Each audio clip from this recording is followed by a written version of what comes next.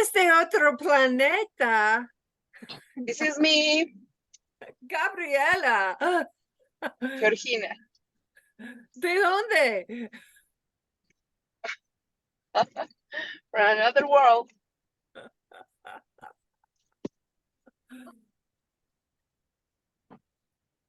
Let's see here. And it's so nice to see you, Vera. Beautiful. And Elena, good morning. Julia, good morning. So shall we start, Francisco? Flavia will connect in a minute, but maybe we can start to honor the time of everybody, and we will do over translation with the recording. Okay. Well, let's see here. I'm delighted to see everybody came back to class too. I'm really, really happy to see you. So we've started learning together at the beginning of a very long cycle of teaching. And I deeply celebrate your decision to do something different that might help the world. I want to welcome my, I'm gonna cry, my longtime friend, Kate, to our class. Hi. And she couldn't be here last time because her house was getting flooded in a hurricane. Yeah, Adelia came in. She decided she was gonna force me shifting my life.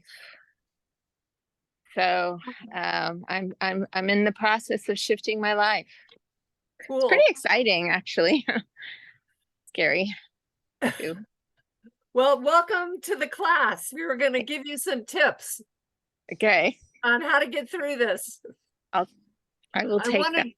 I wanted to share with everyone that you found floating in the water a copy of your journal from 1988. Yeah. Which was a letter to me celebrating the adventures we were sharing around the world. And Kate, I have to speak slowly with pauses for our translation. So yeah, I'm not normal. But in the last class, we spoke of having a yearning for something more or something different. And Kate and I had that yearning decades ago. Although speaking for myself, I didn't have a clue what that was. So what does that mean to have a yearning? And maybe it means to start understanding that the world doesn't work the way I thought it would. And now, by being nudged just a little, and Kate, maybe you more than us this week, life could go in an entirely different direction. So you came back to class 2 and you didn't get scared away, and I commend you. And I'm here to say there is a path to change fundamentally the way we are, which kind of sounds weird and is not entirely accurate, as you'll see as we get deeper into things. But we're going to give you a lot of tools, and we'll give you every element you need from beginning to end. And meanwhile, don't worry if things don't make sense. Just relax.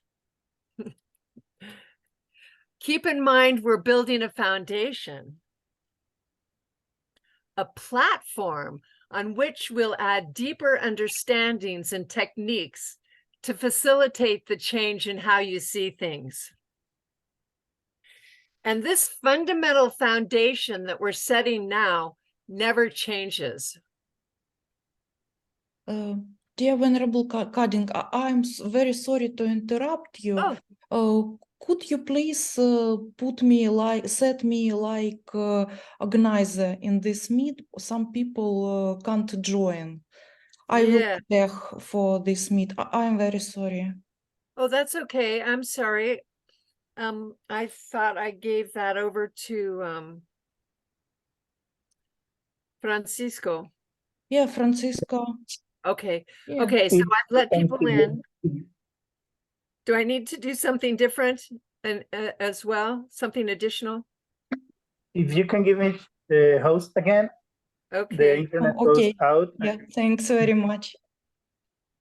Okay. Make host.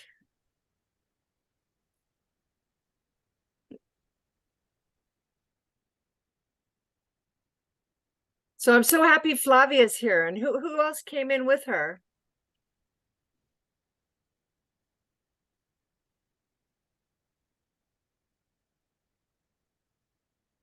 Okay, I don't know.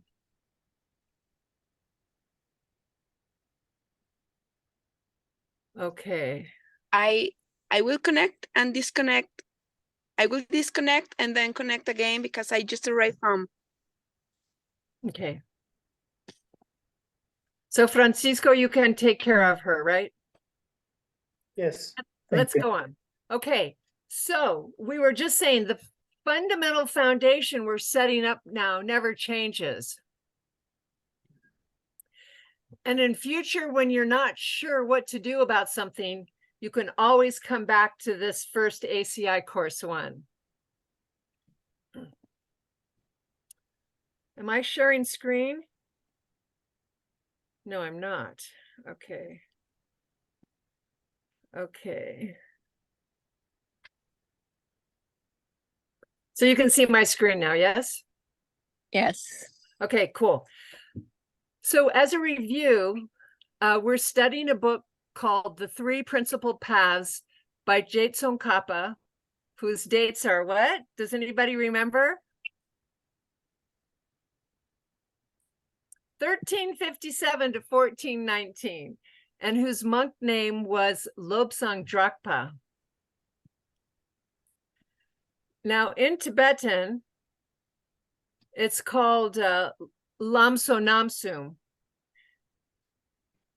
And I know you don't think you're going to learn Tibetan, but you probably will. So here's the title of the book in Tibetan script and in the transliteration.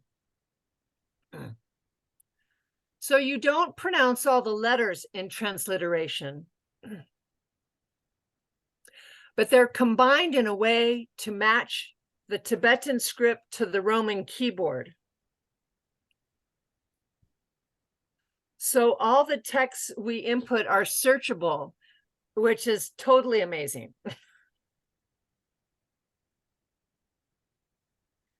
And I have to make a little announcement now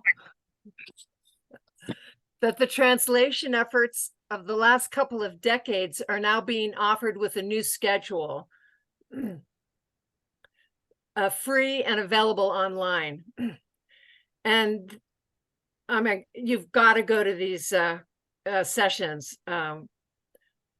We study 12 books from throughout history, from all the different schools, while we're in the room, while they're being translated. And it's the best way to learn these texts is word by word.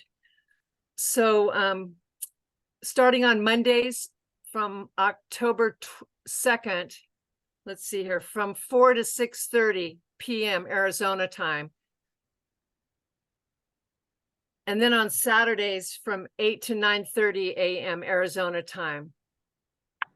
So grab that registration information and don't miss it, or I'll post it in our Telegram group. Okay, so back to the book. We talked about the first path is renunciation. And that's the idea that we know things don't work and we're darn tired of it. And we understand deeply and painfully that all good things come to an end. And it does not mean that we don't enjoy good things or have good things. But we just want to see things differently that don't include suffering for me and everything else in the world. So today we're going to understand more about what it means of why things don't work. And we're going to look at it logically. So hold on tight. The second path happens after renunciation. And once we understand that we're stuck, that we don't want to go to a worse place, then we start looking around and see that I'm not the only one who suffers. And so we extend our renunciation to all others. We want to help remove suffering from them too.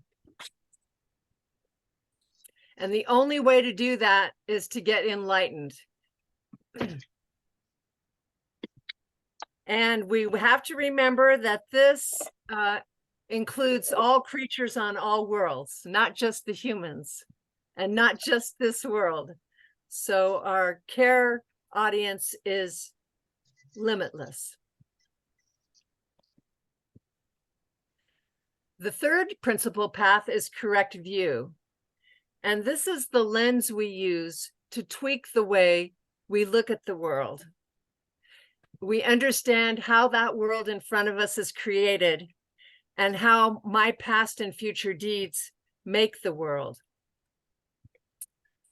So putting the three paths together, which is discuss that things don't work well, we extend that disgust and intolerance to all others. And with correct view, we bring the three paths together. This becomes our rocket fuel for all of our practices. So we left off last time with the question, are these three principal paths physical, mental, or concepts? Let's see here. I don't see, I need to see.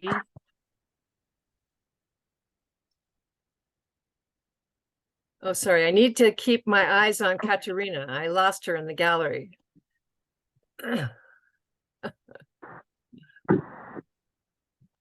There you go. So are these paths physical, like walking on a path with stones? Or are they mental, which is something in your mind? Or are they a concept, which is not mental or physical? An idea like Elena. Remember that the idea Elena has physical and mental components, but the idea Elena can still be around after the physical and mental parts are gone. So let's look at some graphs that Tim Lowenhout designed. And they really clarify a lot of the foundational ideas that we're going to present today. So first, let's look at all existing things in the universe.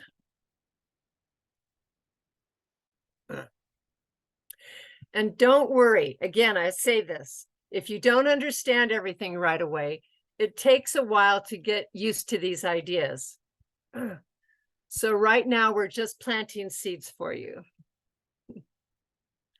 So all existing things can be divided into two types. There's unchanging things, and there's changing things. Now, what are some examples of unchanging things? Does anybody guess? Well, empty space is the first one. It's an unchanging thing. And facts are unchanging. Emptiness is unchanging. And these unchanging things don't have causes. So again, don't worry about this. It'll all make sense one day. Now, changing things are everything else different from these few unchanging things.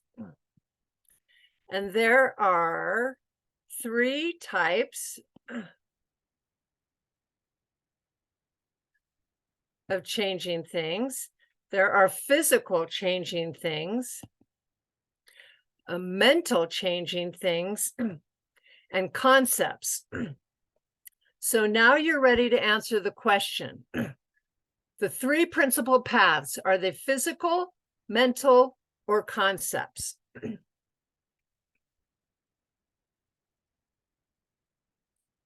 I can't read the chats. So if anybody ever wants to answer, just unmute and answer, okay?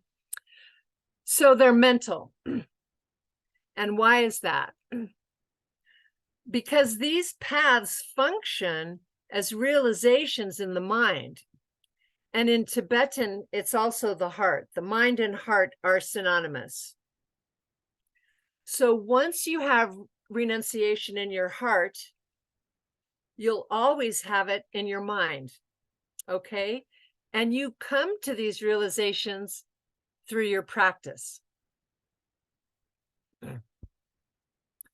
So the idea is that when you step onto that path, that realization, it becomes part of your mind. And I will not think any differently,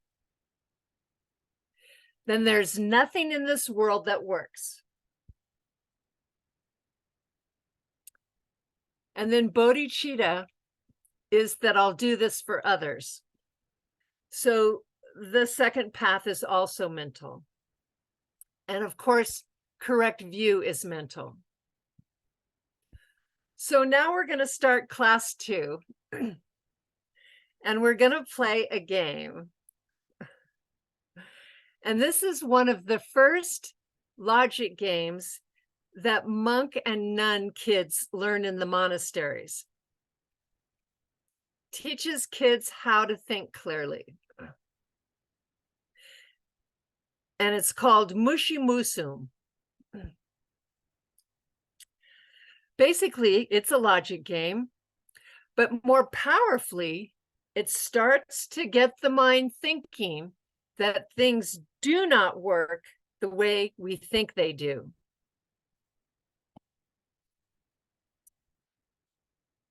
So this is called the 4 relationships. And there are either 3 or 4 relationships between 2 things. And this is one of the key elements to help you understand logically why it is that things don't work. And this is how to get to renunciation logically. And to keep it with you, this feeling that things don't work. And I don't want things to get worse. So let's see here. We've got 4 categories. A equals not B. B equals not A. A equals B. Not A, not B. So just stick with me. What does this mean? Let's use an example. Here's a picture of the sky, which is A. And the color blue is B. Now we have 4 possible relationships, and you'll see why this is important soon. So the first one, A equals not B. The sky is not blue. Is there any situation where the sky is not blue? And we have to clarify for this example that this is a normal sky in the middle of the day on planet Earth, okay? We're not talking about Jupiter or Mars or sunset or cloudy days.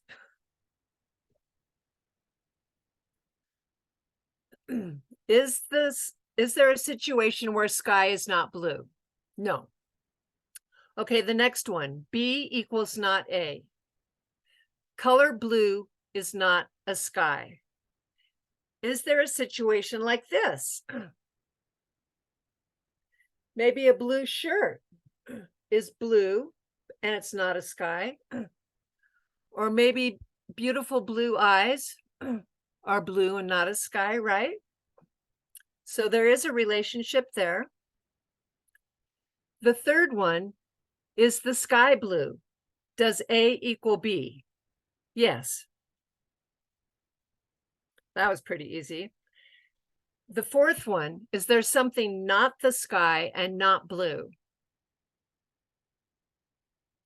Well, again, my shirt is not the sky. Oh no, my shirt is blue.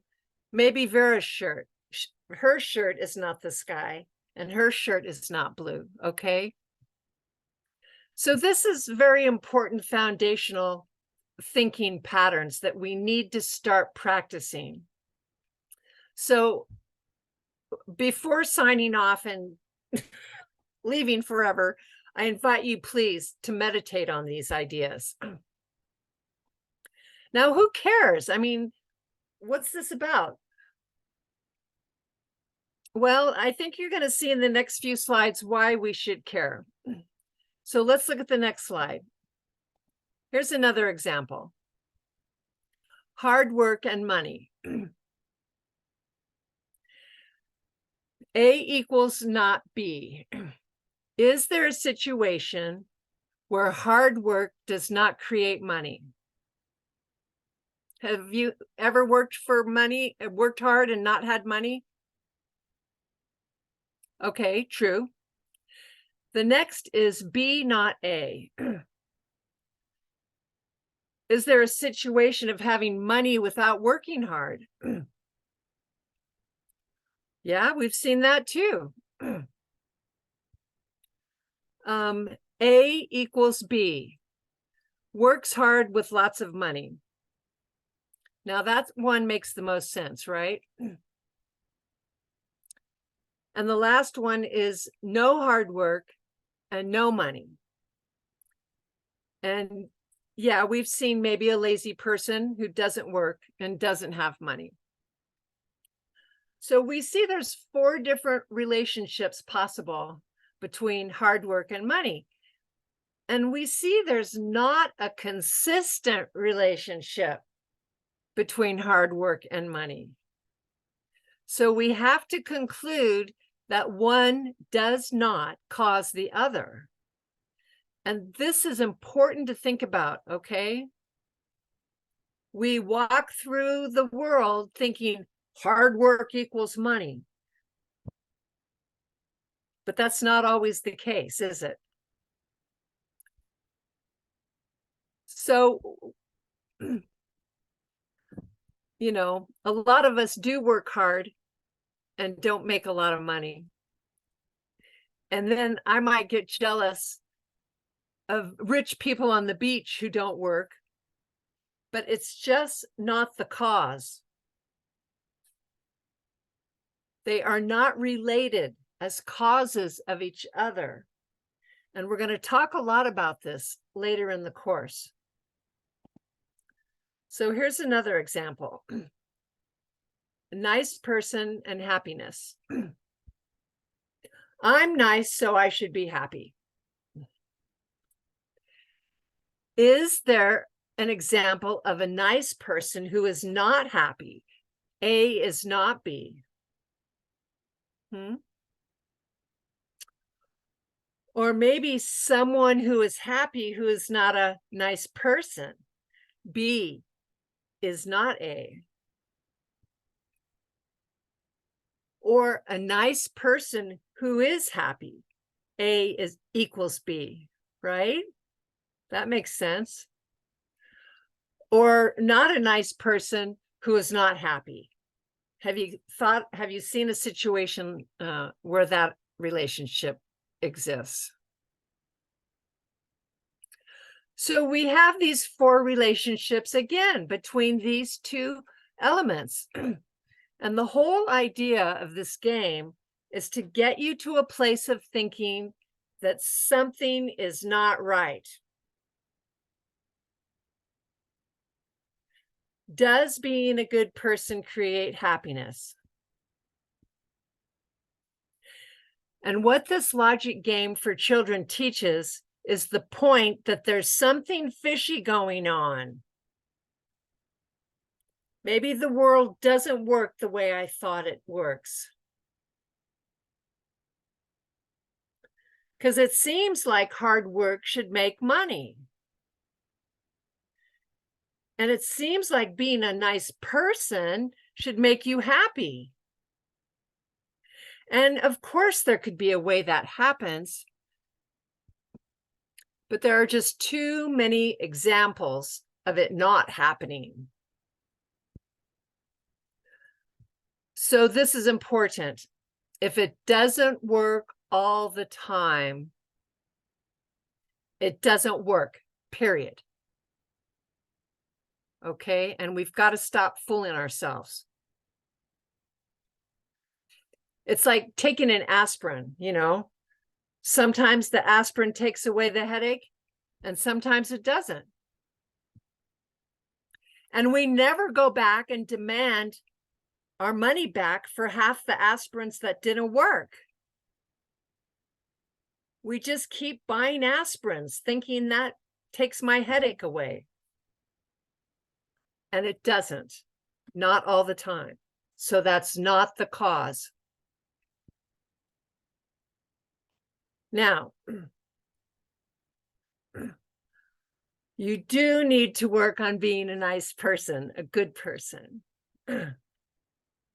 We're not saying don't be a nice person. And we're not saying don't work hard. We're not saying don't do good deeds. But we have to add some things to this idea, okay? And if your mind is like my mind, literally just spending the entire day analyzing every action from morning to night,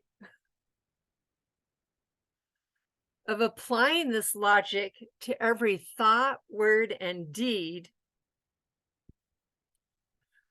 the whole world would fall apart. Because I don't understand how things work.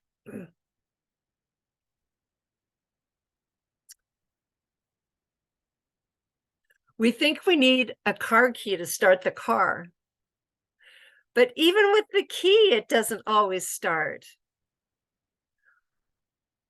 We think we need a job to pay the bills, but that doesn't always work that way either.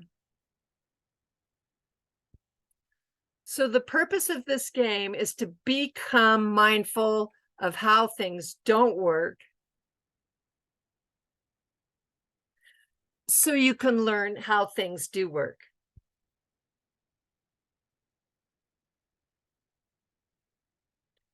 So the next question is, does doing good deeds cause Buddhahood or enlightenment or success?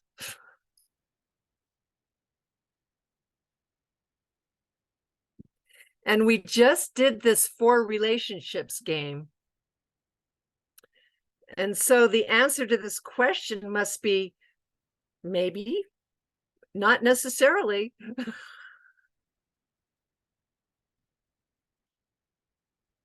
So remember last week we talked about the 3 motivations, right? So let's apply the motivations to this question and the answer to this question. So with a lower motivation, which is the cup on the left, a good deed will create a good outcome. But the lower scope motivation of just wanting to get out of suffering myself of not wanting things to be worse for me, then the good deed not necessarily will cause enlightenment for me. Now, if we add a higher motivation, more cream to the coffee, of doing good deeds for other people, then yes, those good deeds start to be the cause for Buddhahood. And then when we add more cream, higher motivation, correct view, the third principal path, you'll be supercharging your actions, your good deeds. So the answer is, if you're just doing the good deed with the lowest motivation, just for me, then maybe the good deed will cause success. So don't stop doing good deeds. And I have to confess, I'm with the first motivation most of the time. You know, I don't want to hurt. I don't want to be tired. I don't want to be hungry. So you know you're motivated with this lowest motivation when you make that whiny noise. Wah, wah. That's when you know you're in the lowest motivation. So next on the homework, we go to this word called Mahamudra. And it's a commonly heard Sanskrit word. In Tibetan, it's Chakchen, and it means great seal. So seal, in the old days, means when you close a letter or an envelope with wax, and then you apply that unique, beautiful stamp. It's an identifying design that closes the envelope. Now, in Buddhism, it also means the direct perception of emptiness, which is a high realization, okay? So why are we talking about this in class 2, course 1? Why are we going from the 4 logical relations to talking about a direct perception of emptiness? Well, if you really deeply practice the 3 principal paths, if you get renunciation, which leads to bodhicitta, and to correct view, with those 3 practices together, you will naturally achieve Mahamudra. They become the cause to have a direct perception of emptiness. So this is just showing you your goal. This is your goal. And what that means, we won't go into it today. Leave it to say, this propels you to a place where you finally see how the world and your mind works.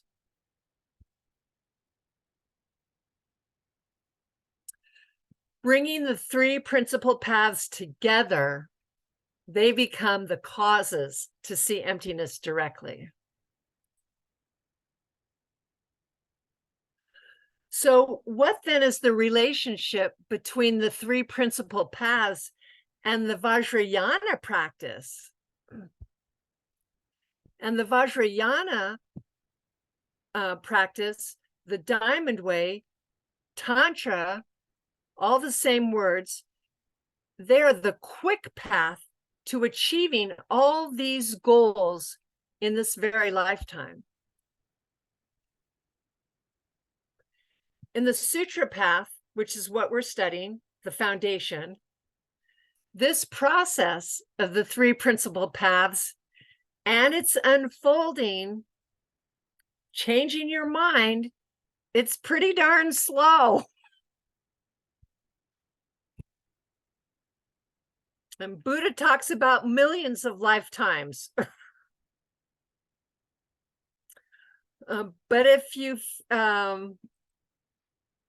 move into Vajrayana, or the Diamond Way, things speed up dramatically.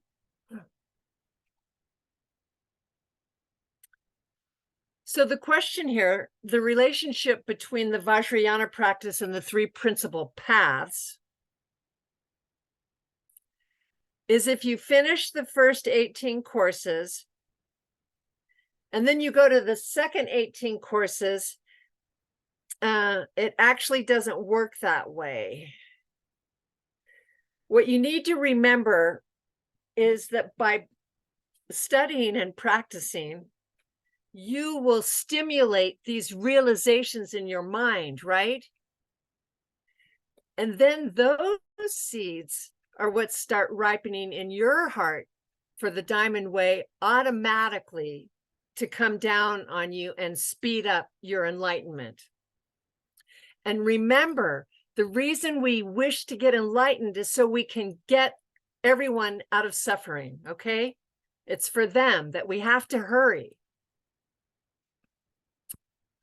So by you guys being in this class right now, you already have some realizations ripening in your heart.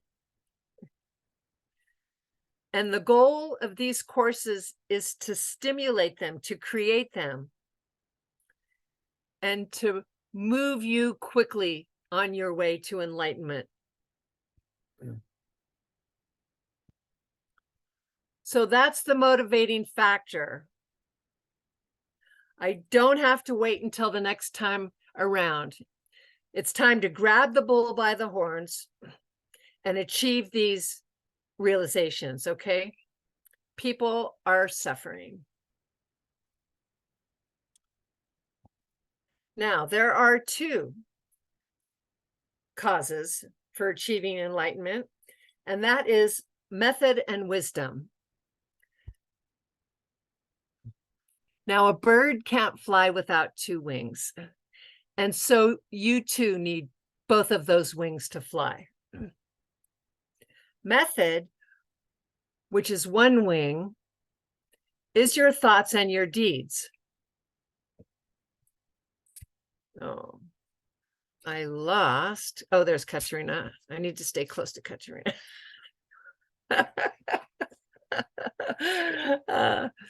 And these are the things you do with the motivation to help others. Okay, this is one wing.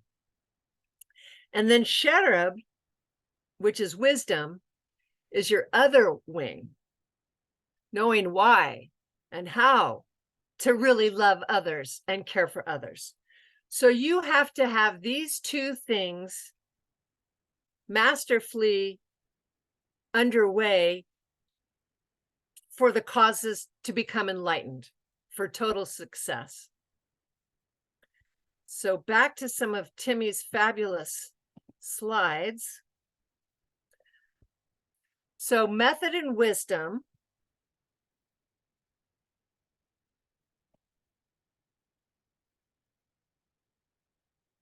are the causes of enlightenment. And here we have them in Tibetan. And the main elements of method are renunciation and bodhicitta. And the main element of wisdom is correct view. Oh my God, haven't we already been talking about these? Here we are, the three principal paths again. The causes of enlightenment. So something I want you to think about. Why do you think method is founded in renunciation and bodhicitta? The things you do to help people out of suffering. And what creates bodhicitta? We think bodhicitta is an extension of renunciation. You know, I'm tired of me suffering. Now I got to go help other people get out of suffering too. Okay. And we probably wouldn't have enough motivation for our practice without renunciation. You know, if everything was relaxed and good, then why would I have any motivation to understand anything differently than I do now? So we need the renunciation to motivate us. And wisdom side is, of course, the correct view, understanding logically how and why things work the way they do. Okay, now the next question on the homework talks about the two bodies of the Buddha. And there's a special teaching in Buddhism on this topic, which is kaya in Sanskrit. And Buddha has a lot of kayas. There's the Dharmakaya, the Nirmanakaya, the Sambhogakaya, the Svabhavakaya. But they're not separate bodies exactly. It just means different parts. And people talk about the Buddha's parts as 2 or 3 or 4. And we're going to start with the way of the 2.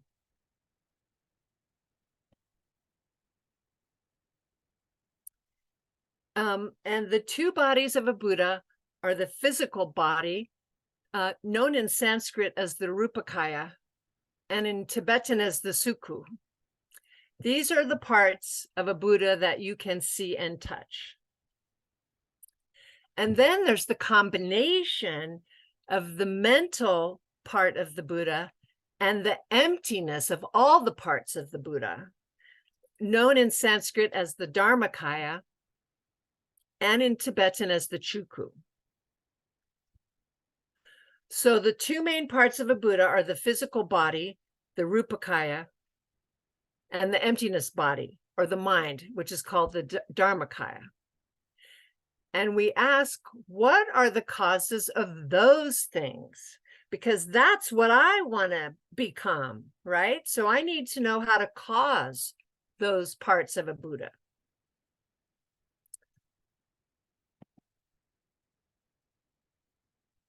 So the collection of merit and the collection of wisdom are the causes of the physical body and mind of a Buddha. And we'll talk about that. Whoops, 29. And which principal path of the 3 causes the physical body of a Buddha? So the physical body is caused by getting tired of this darn life, man. Getting tired of seeing people die around you, and the wish for enlightenment, your love for all beings.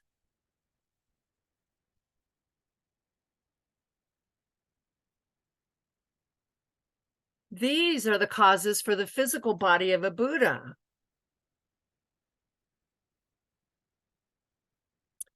And then what's the cause of the wisdom body? It's that direct perception of emptiness that we talked about earlier. And what's this connection between renunciation and bodhicitta? We have to think about that again. Because bodhicitta is just renunciation spread towards everybody, okay? So the second principal path is that first path aimed at everyone beyond me. So I'm tired of seeing friends die. I'm tired of my house getting flooded by hurricanes. I'm tired of the construction in my house never finishing. And then when you feel like that for everybody, you've reached that path number 2.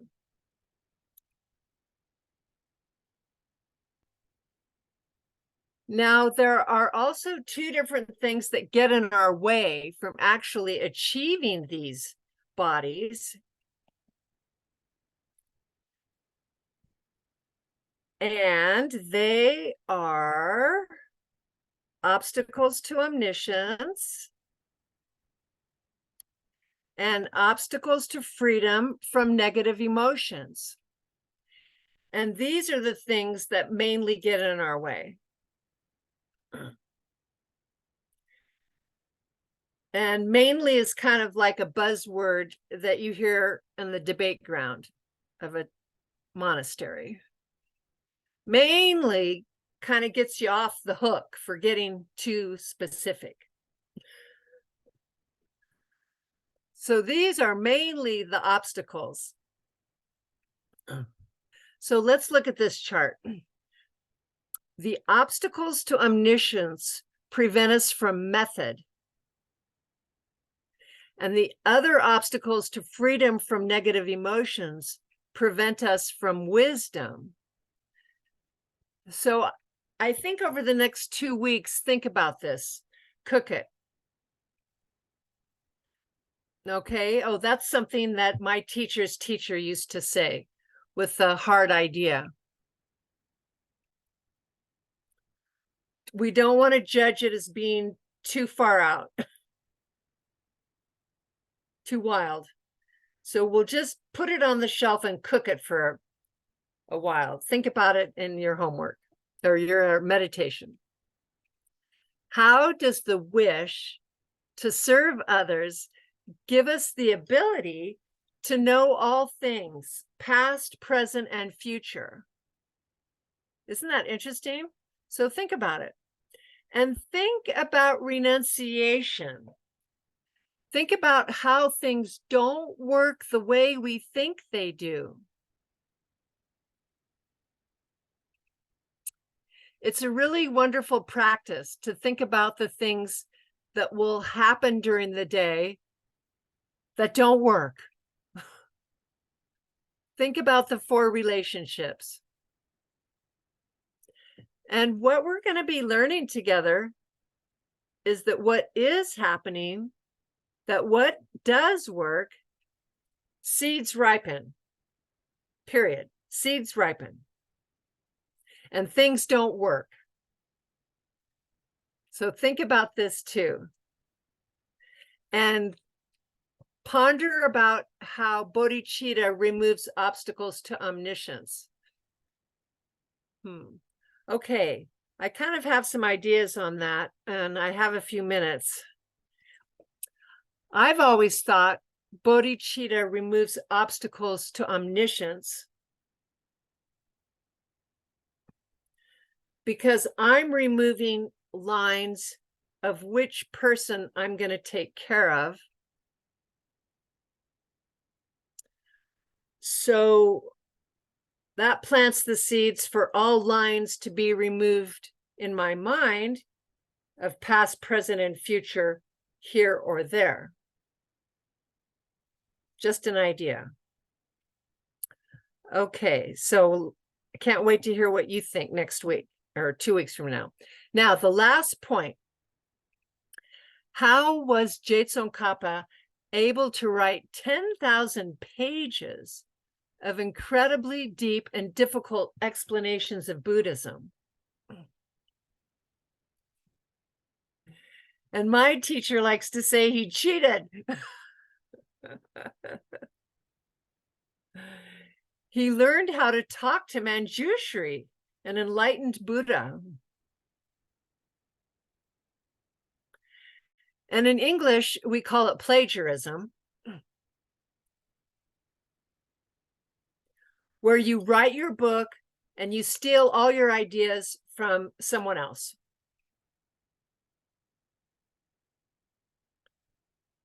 So he took everything, he took dictation from Manjushri.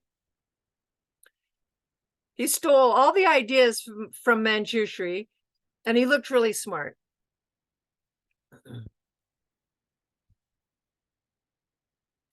And in fact, he looked so smart that later he was accused of being Manjushri.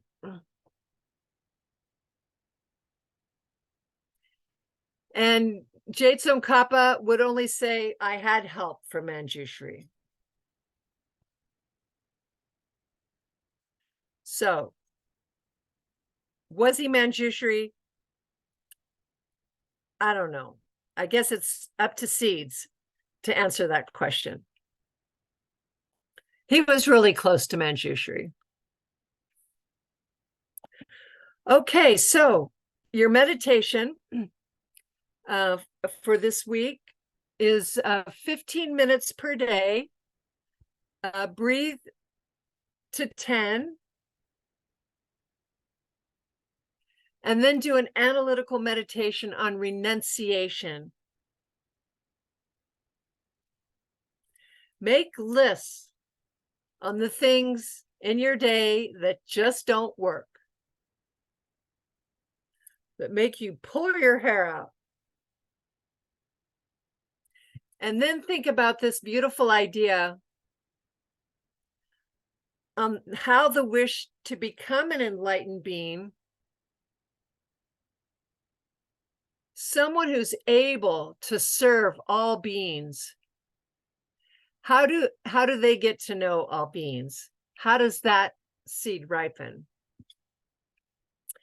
And if you guys have any need for one-on-one meditation instruction between now and 2 weeks from now, please telegram me and we'll set up an appointment. I love doing that. And we can get your meditation practice amped up to do your homework real well. Be sure and write your dates and times that you meditated on your homework. And the platform should be ready to go to accept your homework. It'll get graded and stored there. Okay, any questions? We finished right on time.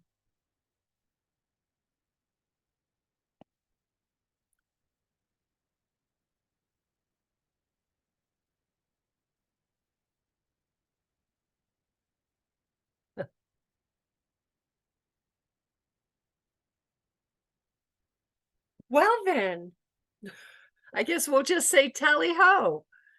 Let me hear everybody say, hello, I love you. I love you. I love you. I love you. Hola, hi. Hi, I love you. Hello, love you all. So we'll see you in 2 weeks, okay? Yes. And use that Telegram group to talk to each other and help each other with your homework. All right? Thank you. Thanks, Catherine. Thank you, Kate. Good luck with your efforts. Thank you so much. It's nice to have a little break from it.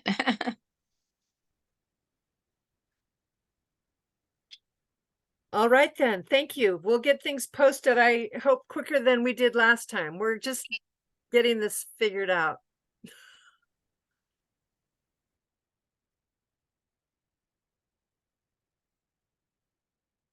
Okay, see you soon.